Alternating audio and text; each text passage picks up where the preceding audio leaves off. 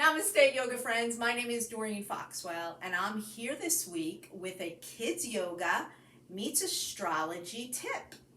And we are entering the second week of what's known as a Mercury Retrograde. Last week we came to you with one of our favorite tips during a retrograde during this season, and it was journaling to help with the communication blunders that might happen. But this week we want to focus on all of the positive things you can do during a Mercury retrograde. And they all begin with the letters R-E. For instance, and I have to read some because there are so many. So let me just read some to you. It is a time to review things for students. So they might need to be retaking a test or reviewing their homework or reviewing a project or some past work that they put in that they have to redo. They might have to revisit.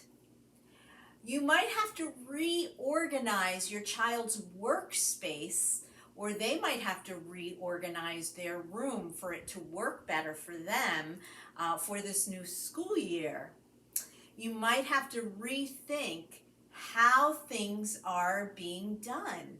Even in your child's world of going back to school, if they're fortunate enough to go back to school, or if they're virtually learning again, it might be happening again where that is happening and they're revisiting that whole option. You might have to revamp this school year once again, even though you didn't plan to. You might have to research some things with your child.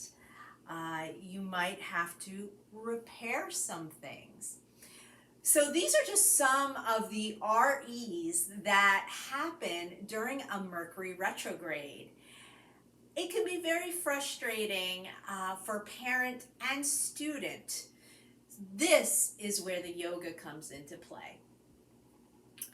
To take away some of that frustration, we highly recommend meditating once a day with your child or having your child meditate once a day.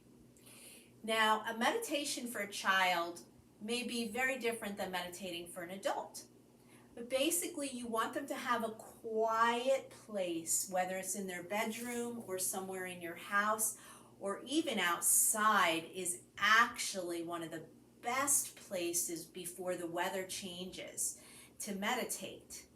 Outside gives them the opportunity to sit comfortably. Doesn't have to be in a yoga pose like I'm sitting, but to close their eyes. And with their eyes closed, you want your child to just listen to the sounds around them. Focus on the sounds around you. When you're outside, there's so many other sounds they can hear. They can hear nature, they can hear animals, they can hear plants and trees. They may hear cars that go by as well, and sounds in the distance and people in the distance. But if they prefer to stay indoors, or if weather does not permit them to be outside, have a nice quiet space for them where you don't hear any background noise like a TV or a radio happening. Maybe if they have siblings, they can be in a different room for this. And have your child just close their eyes and just listen to their breath. Can they hear their breath as they inhale and they exhale? And I always will close my eyes to meditate, because it helps me to look in and not out. And I find that's one of the most difficult things for children and students to learn, is to close their eyes and not be worried about everything going on around them and outside of them. So sometimes we have to ask our students to cover their eyes as they breathe in and they breathe out, until they can keep their eyes closed on their own.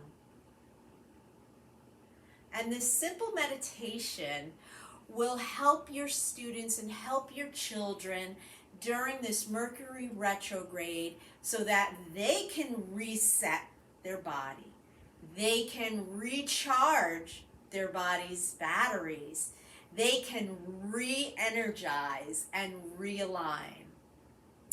So I hope you enjoyed this helpful tip of Kids Yoga meets astrology.